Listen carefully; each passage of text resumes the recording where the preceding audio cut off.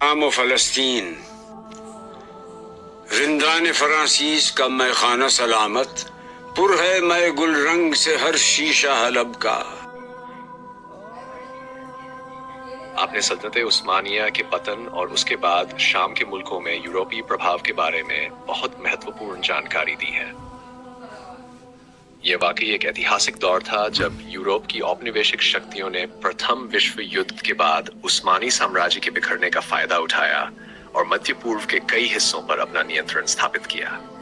इस समय के दौरान फ्रांस और ब्रिटेन ने अपने अपने प्रभाव क्षेत्र बनाए, जिससे वहां की सांस्कृतिक और सामाजिक संरचनाओं में बदलाव आया।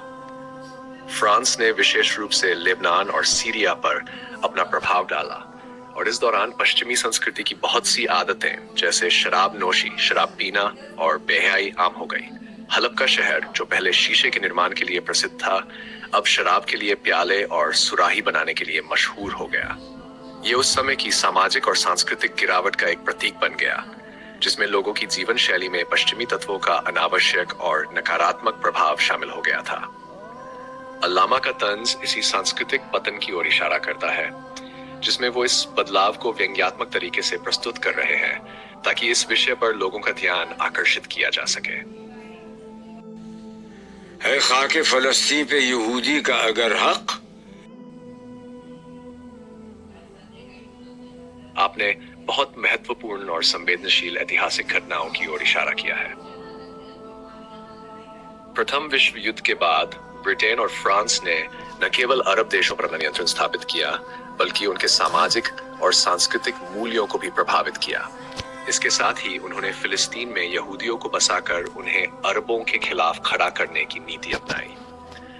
यहूदियों के लिए यह दावा किया गया कि फिलिस्तीन उनका आबाई और कौमी वतन है क्योंकि वे इतिहास में वहां के शासक रहे हैं। इस तर्क के तहत उन्हें फिलिस्तीन में बसाने और शासन का अधिकार देने की कोशिश की गई, जिससे फिलिस्तीन में संघर्ष और अस्थिरता पैदा हुई।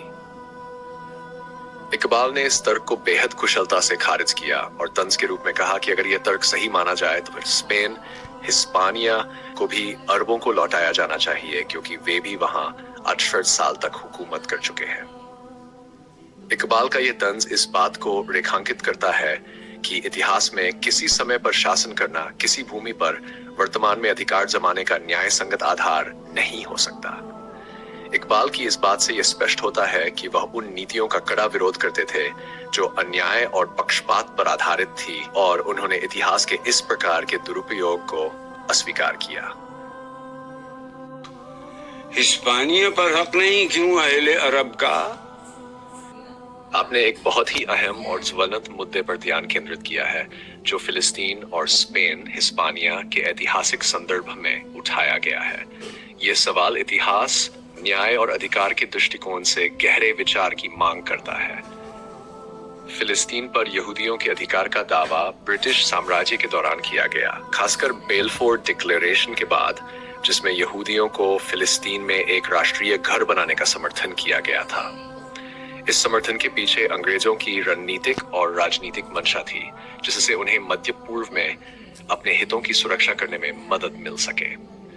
इस दावे के अनुसार यहूदी 2000 साल पहले फिलिस्तीन के बाशिंदे थे और इस ऐतिहासिक संबंध के आधार पर उन्हें वहां वापस बसाने का प्रयास किया गया। लेकिन अगर इस तर्क को सही माना जाए तो फिर अरबों का स्पेन पर अधिकार क्यों नहीं माना जाता? अरबों ने 800 साल तक स्पेन पर शासन किया और उन्हें केवल 500 साल ही हुए हैं उस जमीन से निकाले हुए।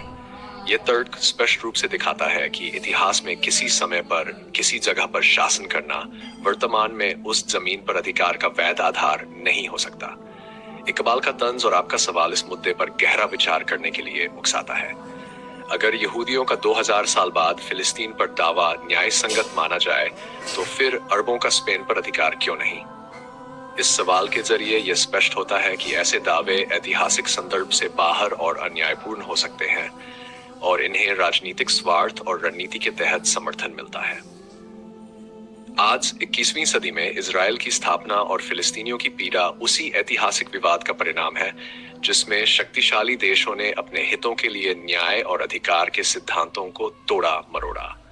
ये सवाल केवल इतिहास का नहीं, बल्कि आज भी प्रासंगिक है। जब हम देखते हैं कि किस तरह राजनीतिक ताकतें अपने हितों के लिए लोगों और जमीनों के अधिकारों को फिर से परिभाषित करने की कोशिश करती है। मकसद है मुलूकियत इंग्लिश का कुछ और, किस्सा नहीं नारंज का या शहद और रुतब का। आपने ऐतिहासिक संदर्भ में अंग्रेजी हुकूमत और यहूदियों के फिलिस्तीन में बसाए जाने के पीछे के मकसद पर बहुत ही महत्वपूर्ण और गहन विचार प्रस्तुत किया है। यह बात सही है कि ब्रिटिश साम्राज्य की नीति फिलिस्तीन में यहूदियों को बसाने की केवल व्यापारिक लाभ के लिए नहीं थी, बल्कि इसका प्रमुख उद्देश्य राजनीतिक था।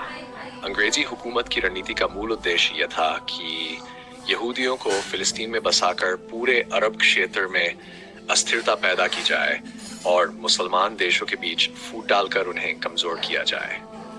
इस तरह की अस्थिरता से ब्रिटेन और अन्य पश्चिमी शक्तियों को मध्य पूर्व में अपने हितों की रक्षा करने और अपनी सत्ता को बनाए रखने का अवसर मिला। इसके अलावा ये योजना भी थी कि यहूदियों और अरबों के बीच संघर्ष को बढ़ावा देकर दोनों को आपस में उलझाए रखा जाए ताकि वे कमजोर हो जाएं और अंततः ब्रिटेन और उसके सहयोगियों पर निर्भर हो जाएं। इकबाल की बातों में भी यही संकेत मिलता है कि फ्रांस और ब्रिटेन का शाम, सीरिया और फिलिस्तीन पर कब्जा करने का असली मकसद वहां से व्यापारिक लाभ उठाना नहीं था, बल्कि अरबों की एकता को तोड़ना और उन्हें कमजोर करके अपनी सत्ता बनाए रखना था। उनकी ये योजना थी कि अरबों को एकजुट होने से रोककर उन्हें हमेशा ब्रिटेन और फ्रांस के अधीन और निर्भर बना दिया जाए। इकबाल के विचार और आपके बयान से यह स्पष्ट होता है कि अंग्रेजों की नीति महज उपनिवेशवाद से कहीं अधिक थी। ये एक जटिल राजनीतिक खेल था जिसका लक्ष्य अरबों को विभाजित करना और उन्हें कमजोर करना था। इस रणनीति के परिणाम स्वरूप इजराइल का निर्माण हुआ, जिसने न केवल फिलिस्तीन बल्कि पूरे मध्य पूर्व में अस्थिरता और संघर्ष को बढ़ावा दिया। यह स्थिति आज भी अरब और इस्लामी दुनिया के लिए एक गंभीर चुनौती बनी हुई है।